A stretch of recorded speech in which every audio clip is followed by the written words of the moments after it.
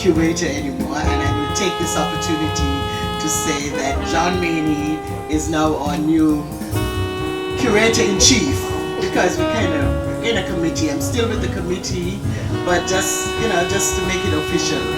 So I read as a regular floor member tonight.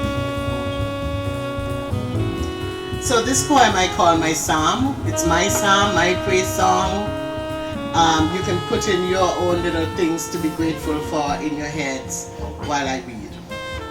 Psalm. Praise for resilience we muster to resist wrongs we face and those lurking in shadows, their tentacles invisible but deadly. For freedom from fear of the unnamed foe. Praise for poets and their songs of courage. Praise for courage to step out of bed each day, walk each path on aching, swollen feet, for faith to pray pain away at nights, and strength to bear it when the healing's slow. For the times we get up after we've fallen, for the strong arms that help to lift us to our feet, for confidence that returns after a while. Praise for friendships that soothe, and healing for those who wound. Praise for poets and their songs of calm. Praise for the night's rest, for sunshine and morning songs, for the chatter of children next door, or for those skipping down the path from school each afternoon, unburdened by bulging book bags on their backs. Praise for their supple knees and ready laughter. Praise for the fullness of raindrops upon windows and roofs, for the wind's strong breath, the sea's murmurs and roars. Praise for the mountains beyond my kitchen window in St. Kitts. I walked upon them as a girl, found God all around, in fields and sky and sea. Praise for having grown up and growing still, for a face softening with years, for the crackle of joints and the whitening of hair, for wisdom garnered through the years, for all the feelings of life and joy. Praise for the poets and their songs of praise. Thank you. Thank you, Heather. And also, I guess it's appropriate since it's raining. It's called The Raincoat. This is from The Carrying by Ada Limon. The Raincoat. When the doctor suggested surgery and a brace for all my youngest years, my parents scrambled to take me to massage therapy, deep tissue work, osteopathy, and soon my crooked spine unspooled a bit. I could breathe again and move more in a body unclouded by pain. My mom would tell me to sing songs to her the whole 45-minute drive to Middle Two Rock Road and 45 minutes back from physical therapy.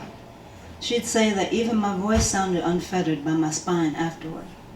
So I sang and sang because I thought she liked it. I never asked her what she gave up to drive me or how her day was before this chore. Today, at her age, I was driving myself home from yet another spine appointment, singing along to some maudlin but solid song on the radio, and I saw a mom take her raincoat off and give it to her young daughter when a storm took over the afternoon. My God, I thought, my whole life I've been under her raincoat, thinking it was somehow a marvel that I never got wet. Thank you. Also on the open mic list, we have Joe.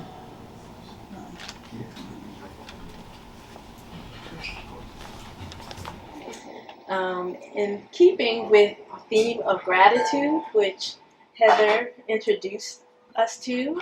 November is National Gratitude Month here in the U.S., so I've been contemplating gratitude and community. Um, and I'm going to read an excerpt from a longer piece that I'm working on. It's called Gratitude for Spontaneous Community.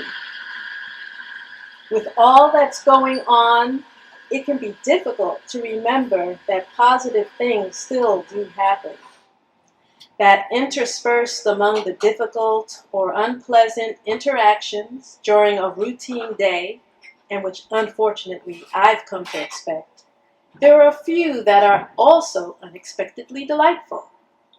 I'm grateful when such moments occur and have come to think of them as spontaneous bits of community. They have a quirky, gleeful quality, but they're also fleeting, as impermanent as the soap bubbles children blow on a summer day. I'd like to share a few examples of such encounters and hope they bring a smile to your spirit, such as shopping with my mom for groceries, a chore that's got to be done, but which she somehow transforms into a kind of social excursion as we slowly make our way up and down the aisles from one end of the store to the other, exchanging small pleasantries with the person working the deli counter, who has taken a moment to share their favorite pastrami sandwich recipe, with recommendations for the type of bread, cheese, and condiments to use. Or while browsing in the canned soup aisle alongside another shopper, scrutinizing labels, comparing pricing, endorsing one brand or the other, but eventually concluding that homemade is best, even if time-consuming.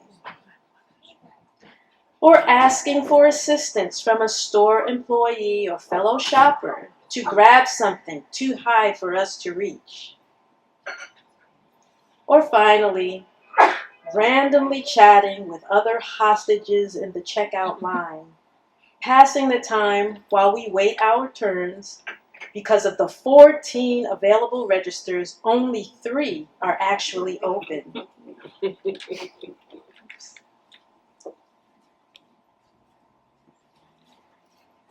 I am profoundly grateful for these experiences as they help me to feel a little more hopeful about the future. In closing, I invite you to consider similar experiences as you've moved through your own day-to-day routine. Thank you.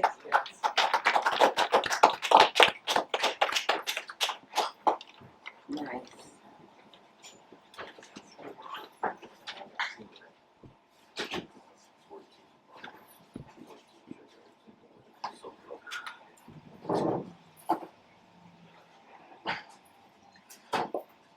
Thank you, Joe.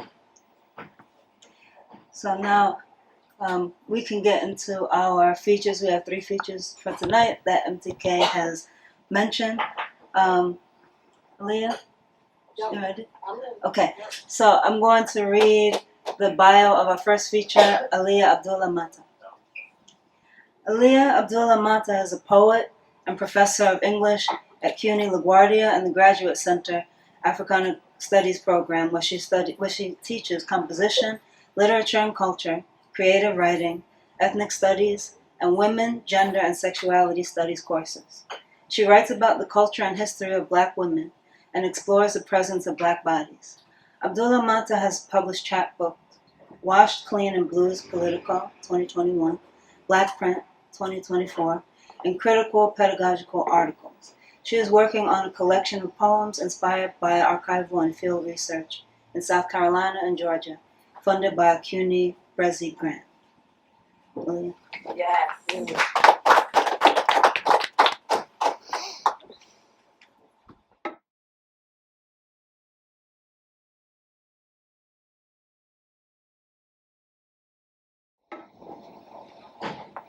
Good afternoon. Oh, that's nice.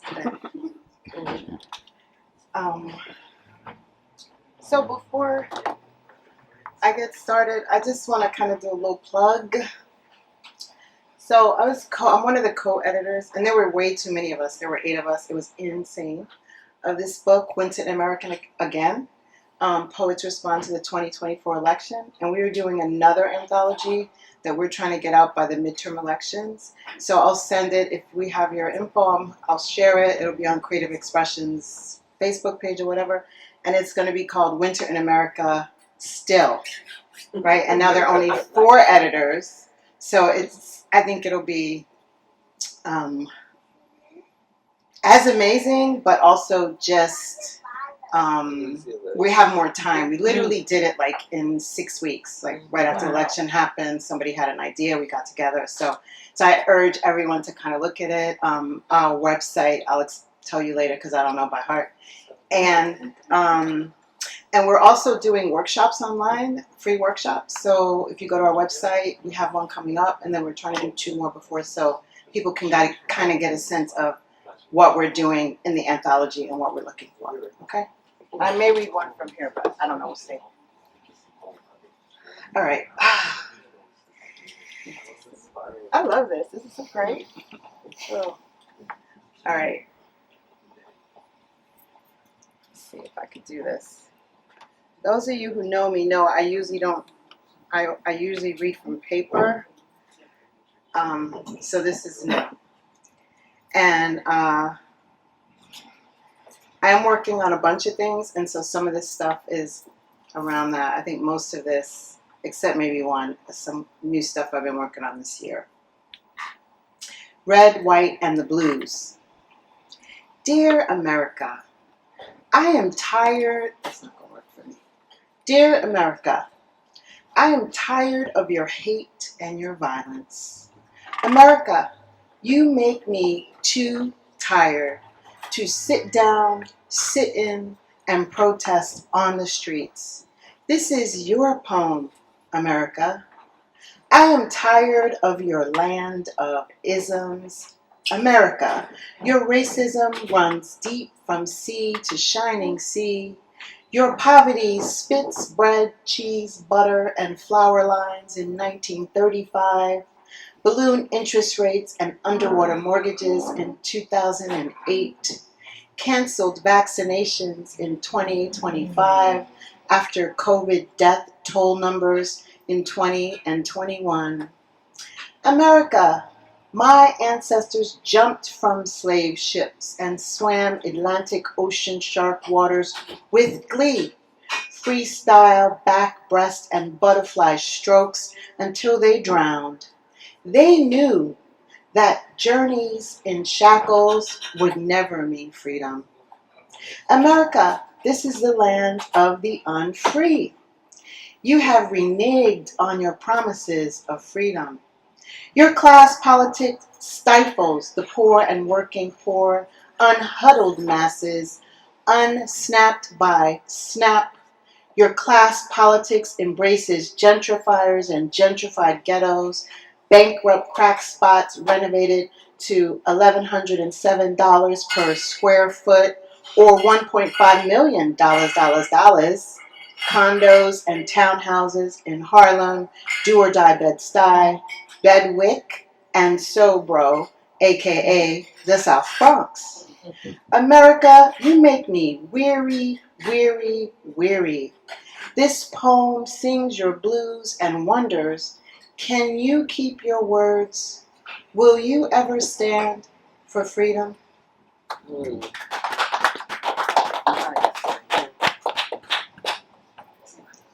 Backstroll. 1. She stayed at 12125 for 52 years, raised grands and great-grands in that semi-attached brick house before she went back to White Plains, Georgia at 82.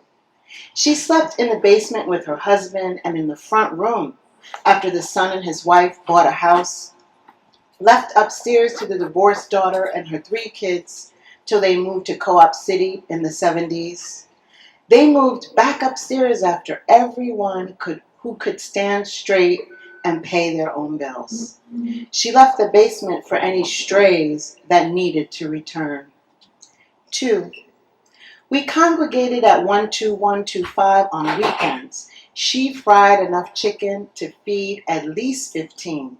'Cause some of the neighbors' kids came by on a regular, made batches of potato salad and sweets, sweet potato pies and layered cakes from scratch, some with white coconut, others with chocolate frosting, tossed lettuce, tomatoes, and cucumbers in homemade Heinz white vinegar dressing, and sometimes a raisin carrot salad, glass pitchers of Kool-Aid punch with sugar and fresh lemon slices. Saturdays were for the grandkids. Double Dutch, Skelly, and hopscotch. We played disco and funk music on the stoop. 3. I'm one of the 12 grandkids from the first set of marriages. The second set didn't come to the house like we did. Her house was our sanctuary. From dysfunctional family drama, school, and the streets, she made us sit in the quiet, in the dark, during thunderstorms. We were taught to listen to thunder rhythms and to respect lightning. 4. I drive by that semi-attached brick on occasion. 20 years since she left and 14 since we buried her in White Plains. Daddy and the aunties are gone. Now me and a couple of the first set handle things. When I drive by, I back stroll to Grandpa sitting in the front of the house, eating watermelon or reading the Bible. I back stroll to her sitting in the kitchen window telling us to get out the street, a car is coming, or stop talking so loud, or don't play in Mr. Wilkins' driveway. The house looks different. The bricks are reddish brown, old, and run down. The grass is no longer green and neatly cut. There is a busted up satellite disc on the roof, and the screen doors need an update. So this next one is some stuff I'm working on around migration. My grandparents came to the north through the Great Migration, as so many of us did, came up north, went out west. So I did some research in Southern history, but then also our family history. So I've been trying to think about who some of these people are and the things that they did. Migration series 1. Miss Hattie drove a mean midwife buggy carriage, delivered babies in rural wood and tin shacks. She married at 15 because marriage is what country girls did in 1935. Left the White Plains, Georgia red clay and her midwife life to escape lynchings, parietal lobe headaches, a middle brain throbbing that lingers in the wind from too many bodies swinging on trees in the wind. 2. They came north for quick money. They cooked, cleaned, and did couples work. Lived in couple quarters in Murray Hill and on the Upper West Side. Stayed in the city, worked weekends, and escaped to Coney Island on Tuesdays for buttered popcorn, hot dogs, ocean mist, and saltwater breezes. Rested their tired feet and caught their breaths on park benches. 3. They left Anderson Road and Sigway Place on a cold February Friday, drove for 3 days, slept in hotels across the Delaware, Virginia, and Carolina state lines, south of the border, firecrackers and pork rinds, flying tiger truck stops off the interstate, dark country roads, Confederate flag poles, pecan farms, the Piggly Wiggly, and peach trees. 4. She misses her mama and daddy, sisters and brothers buried south before the migration. Brothers left in Pine Lawn and Texas cemeteries. The farmers, the seminary preacher, the doctor who studied at Meharry Medical School, the shopkeeper who sold penny candy from a yellow school bus in Far Rockaway. 5. Can't sit at her kitchen window and see the corner of Sidway Place. Said she needs to go home, smell a Georgia rainstorm breeze, sleep in the night quiet, hear her thoughts alone and aloud, songs, police sirens, loud horns, and bullets that pop, pop, pop.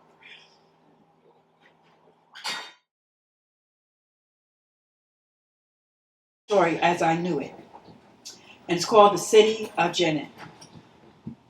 It is a dry, ancient place, this Jenin, in the west of once called Palestine, a place of springs and history, part crumbling honeycomb, part luxury construction, part garden where flowers are flags, white and black, red and green, a contrast of pain and rapture in the city of Jenin.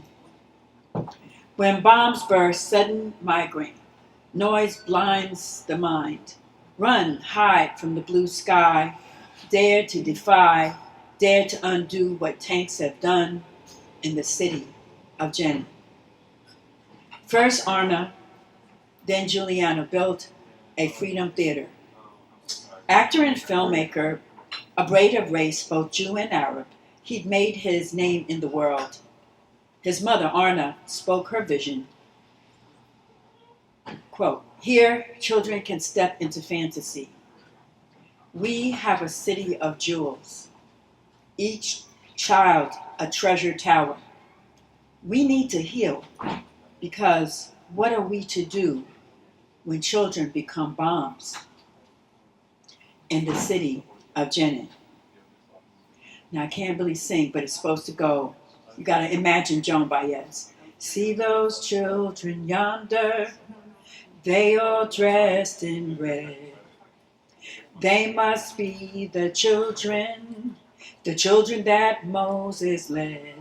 Talking about 12 gates into the city. Alleluia. Gates to let you in and none to let you out. There are checkpoints in this city. Hallelujah. In the city of Jenin, Hassan wears a prince's crown. He says to Farida, when you bring the sun into my castle, I will make you my queen. That night, he will sleep on the floor. His open roof, part of bulldozed buildings. Azadine raises his scepter and asks, why are all the children of the world free and I am not? In a few years' time, he may join a martyrs brigade. And there you are, Nasir, child of the second intifada. I think it's intifada. I'm not sure about the pronunciation. A seam of scarlet runs from your head to your heart. And Mariam, jump a rope of braided hope. Use plays as your palette. Imagine other ways to scale the stone walls of the city Jenin. There are other plays in the city of Jenin. Left or right, in this maze of faiths and ideologies, no one agrees, only know there are forces out there to murder peace. When Arna has passed, Juliana carries on, walking a tightrope with frayed and angry ends. He did not know, could not imagine an enemy coming. Boots up to the thigh, mask and velvet tie, well paid on a well-greased lie, gunning a motorcycle into a ball of black dust. Juliana, you could not prevent, could not anticipate. A highwayman would come riding on that night. Juliana, how could you know that art would bloom, a bright hibiscus on your chest? And the last music you would hear, Andante, 6 beats for 6 bullets. Your son would cry out in the back seat, but survive. And Jenny, well, the wine she chilled would go undrunk, and lips would never kiss again in the city of Jenny. Wow. Whoa. Chills. That was nice. Coming up to the mic, one of Dada's staff. Agreed, Seth. Yes. I thought there'd be a little more delay. No. Good evening.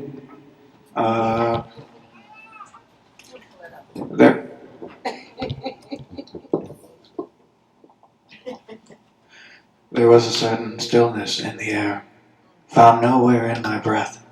Commercial kitchen lights were beaming on my unwashed scalp. In Cigarette USA, I remember burning this place down. While the nights were getting worked, they worked me as well. I remember burning this place down. While the nights were getting worked, the nights worked me as well. But I'm not here to stay. My lover is at the parade. Out of body and out of my mind. A big, beautiful float moving slower than time. Little plastic beads flying in my face. Smiling children all around the place.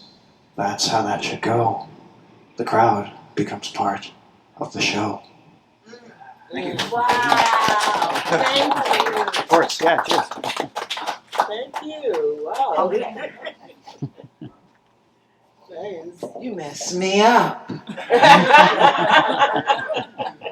Thank you. Coming to the mic next. I love him.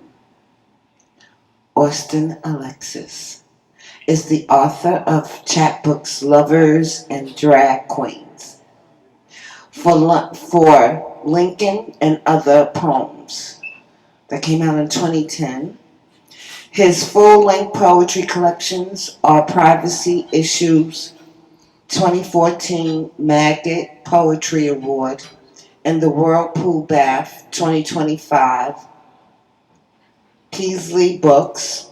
His fiction, poetry, and reviews have appeared in Rattle Home Planet, News Online,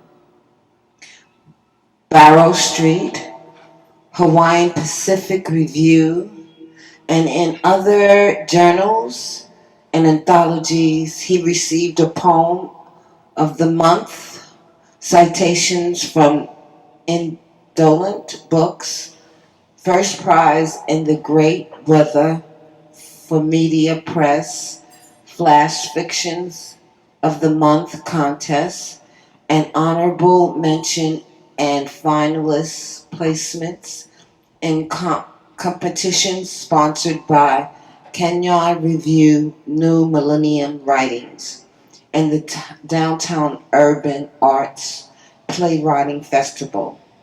One of his chapbooks, I told you I was messed up, was a small press review pick of the month. I've watched him grow. I have so much respect for him. Come on up, baby, and do what you do. Slam this mic.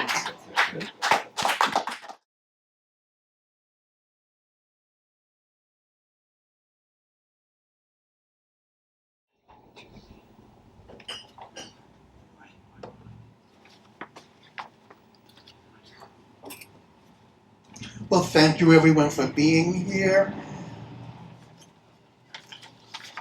And thank you, really everyone at Creative Expressions, especially John Manny, and thank you, Dada Cafe. So I will start off reading two very, very new poems, and then I'll read 5 or 6 poems from my new book. So, the first new poem is inspired by the call for poems about propaganda that Three Rooms Press is getting together. They're getting together a group of poems about propaganda to publish next year. You might want to look that up online and see whether you can submit in January, starting in January. So my poem is called Propagate. Say what you want to be true. Say it as many times as possible. Say it as loud as you can. Say it and spray clear oxygen with stained spittle. Say it until your tongue nearly drops from your tired mouth. Say it until other people hear nothing else. Say it till it stinks the air. Say it so it's visible like a headline. or a billboard, or a drone. Drone on and on. Dangle the words like a flag too heavy for its pole. Drive the language forward, never reversing. Ditto the phrases, drape the syllables. Darlings of the globe, your words will shine, will tickle the asses of the masses. Will live in living rooms, thrive in bedrooms, rule in boardrooms, will establish lies as the utter truth.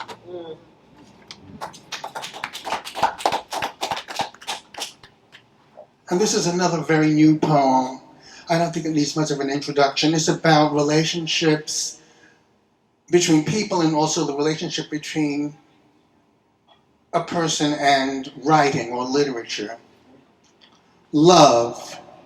You scurry among bookstore aisles while you peer at me, the way I've surveyed Picasso's at MoMA.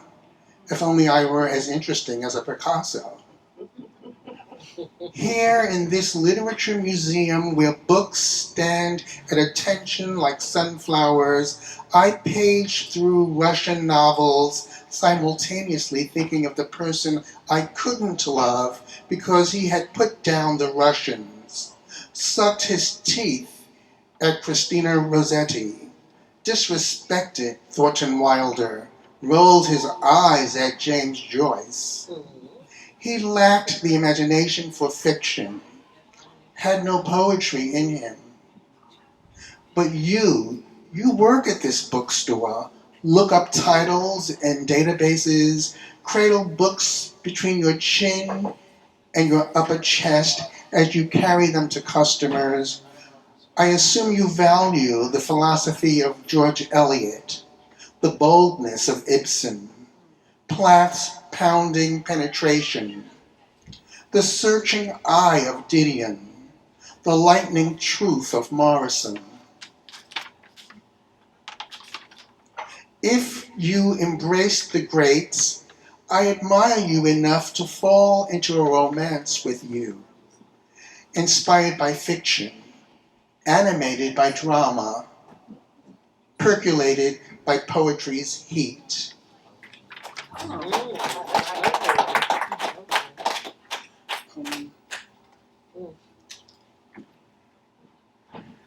So I'll read a few poems from my new book, Privacy. That's my old book. The Whirlpool Bath. Now you make me want to get the privacy.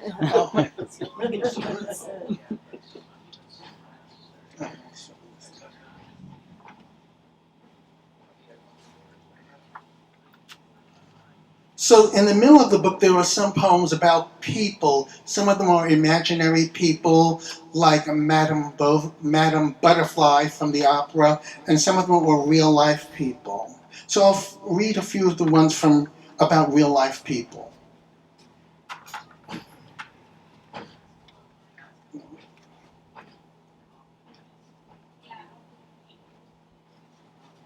It's so good to see MTK. I haven't seen you in years. I know. You look good as always. Thank you. So this is in the voice of Whitney Houston. Okay. After she has passed away. Whitney Houston. Someone found me in my tub coffin. Someone found me drowned. A maid climbing routine tripped on tragedy. A staircase gave way and she plummeted to a site where the sight of me cracked her mind's screen. The news burned through pages of the New York Times, hot sheets of the London Times, blasted bulletins blared on TV news, repeatedly bludgeoning the public, my long, lingering public. Unwanted words screeched on the radio, blinded eyes trained on magazine fodder and international internet intrigues. Yes, I'm dead, and I speak from the place of the dead, a location of adios bodies. No bodyguard stopped my hands from grabbing beckoning drugs. No song sung by me or others halted my decline down the tub's incline. I entered a setting lacking health, minus birthdays, deprived of growth, a place out of concert with life.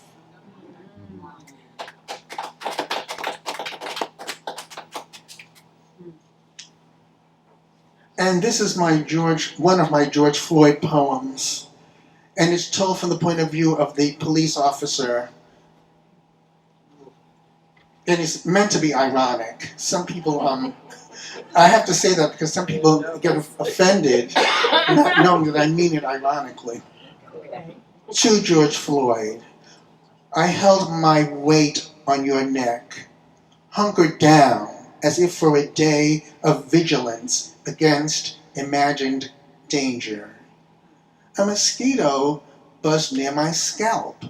I ascended a bit to smash the pest between my palms. But the bug outwitted my response, flew away. But I felt no regrets, since the creature had as much right to live as I had.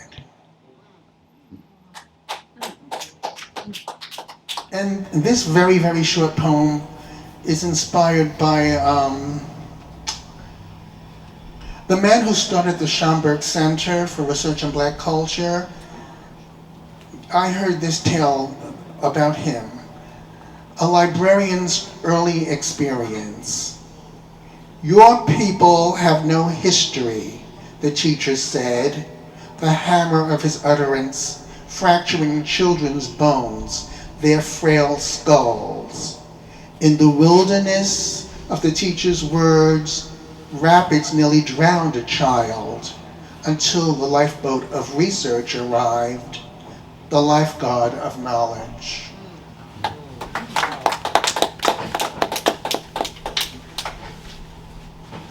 This one I might have read at Creative Expressions online years ago, I'm not sure, or maybe a version of it. It has a little note that goes with it. The title is Africa's Stonehenge, and the note is nicknamed Adam's Calendar. It exists in southern Africa. Aligned with the constellations, predicting eclipses, capturing solstices, this arrangement of upright stones leaves traces of a civilization once unknown to outsiders, still mostly unknown to outsiders. Circular nurturers of ceremonies, creating interconnecting channels. These ton-heavy boulders cast shadows, like words of a dark language. Dark because mysterious. Mysterious because such ancientness smells of the cryptic to persons of a more recent era. Surrounded by architectural terraces, this temple-like ruin united the sacred with the ambling of practical life. Brilliant ritual with the plainly mundane. A walking calendar, the structure recorded the ho-hum days of the week as accurately as it mapped celestial movements. Out of the realm of long-lost monoliths, this setting emerges full-blown, dreamlike, yet insistently real. This location, prized as a lost object, is appreciated, is precious once found, studied like a foreign beast, poked, microscoped, trampled upon by a host of modern feet. The first people might have roamed here on an aromatic African plain even before their brains told them to position stones into patterns, before human intellect decided to peer upward, to study, to scrutinize the heavens.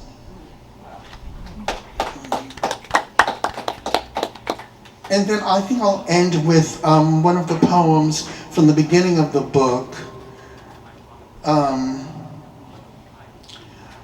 The early poems in the book are all about the gym experience, going to the gym, saunas, steam rooms, that kind of thing. So I'll read one of those poems.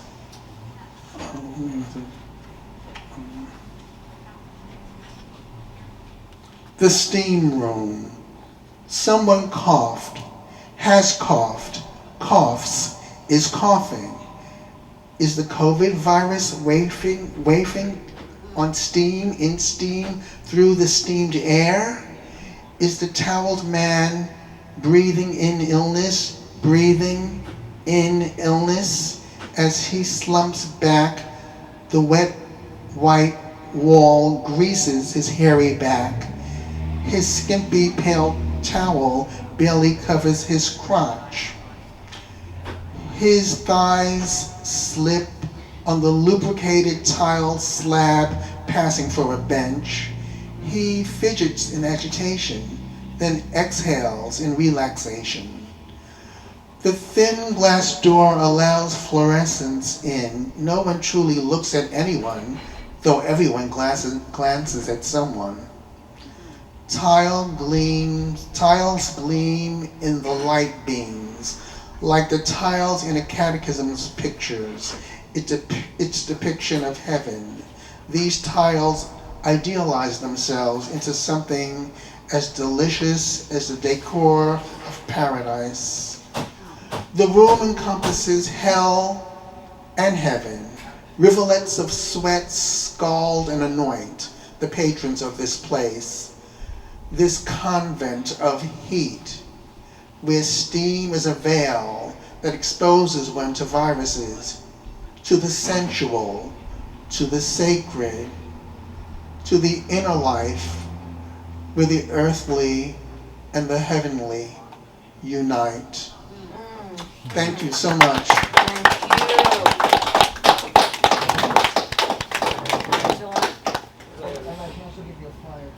Okay, please.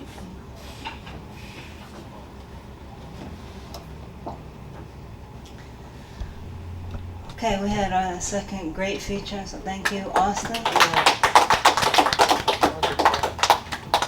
We are going to jump back into the open mic briefly, and then we'll have our final feature. So, on the open mic now, we have Steve. Come on up.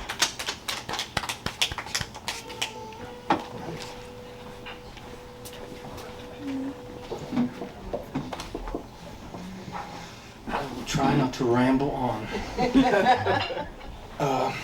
I think his name was Sonny Ray, last leader of the great big bands. Sea of darkness, there is no day. I think his name was Sonny Ray, rode on a spaceship while he played. So listen while you have the chance. I think his name was Sun Ra, last leader of the great big bands.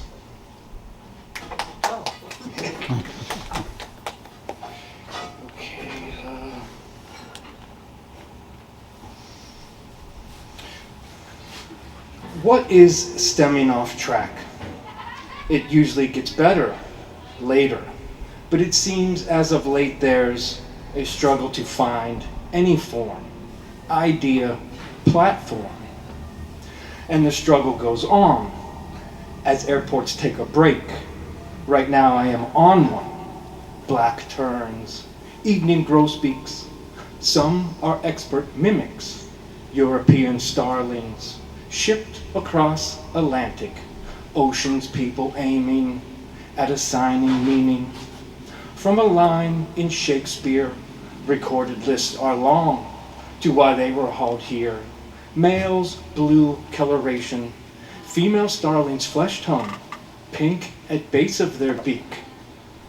Are traits placed on humans in spite of what you think, colors symbolizing what is on a bird's face.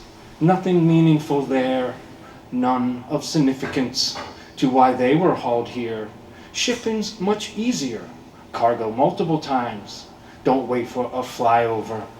Who's along for this ride to see what we will find?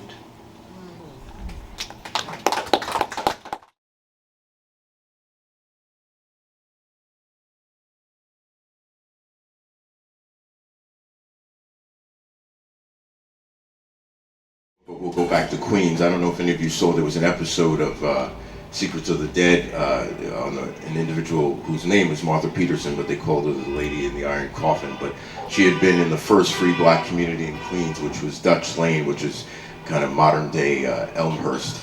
And it was interesting because she was buried in what would have been like the Maserati of coffins of that time, which was invented by this guy A.D. Fisk. And it was like, why was this formerly enslaved woman buried in this very, like, Abraham Lincoln was buried in one, Zachary Taylor, Dolly Madison, Lincoln's son.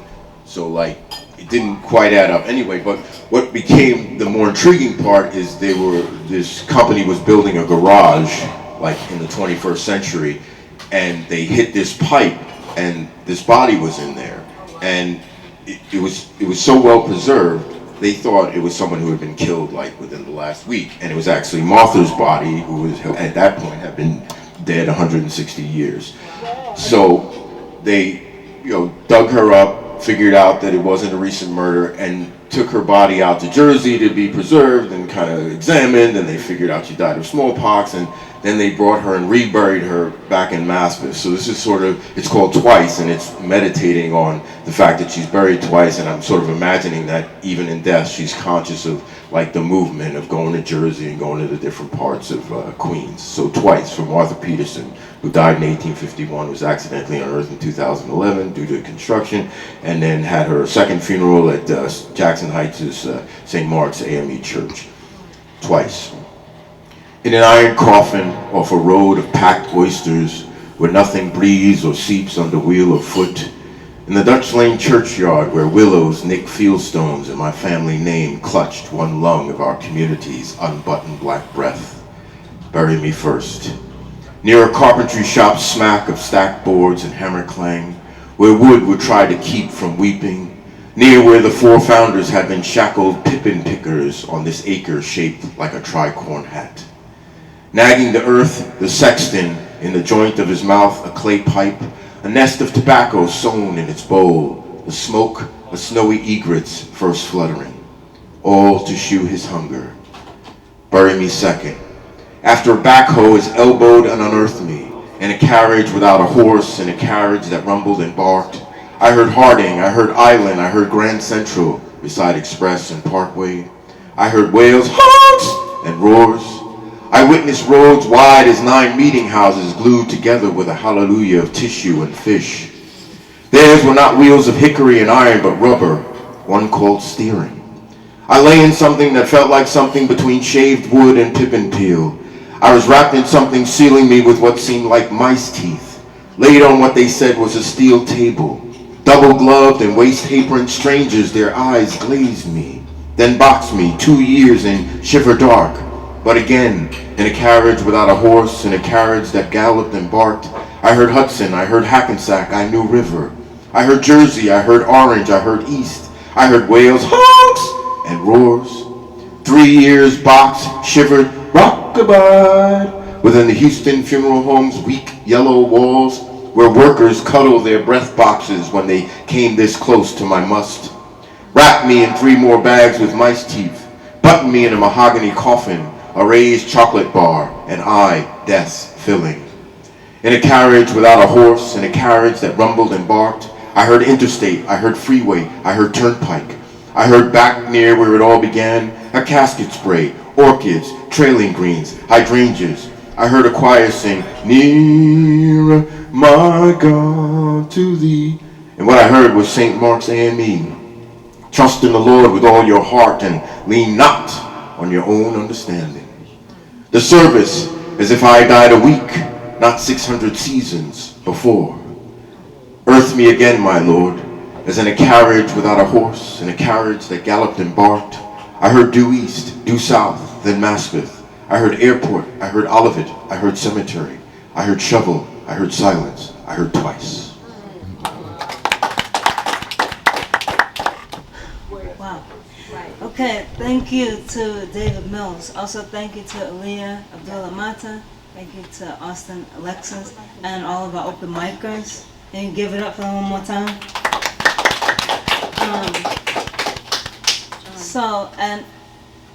definitely thank you to Dada for welcoming us again. We are going to close out, and our next event is going to be back on Zoom. Okay, so that will be the second Sunday in December. Right. And then that will be 5 to 7. Yes, 5 to 7. In person 4 to 6, on Zoom 5 to 7. All right. Thank you for coming.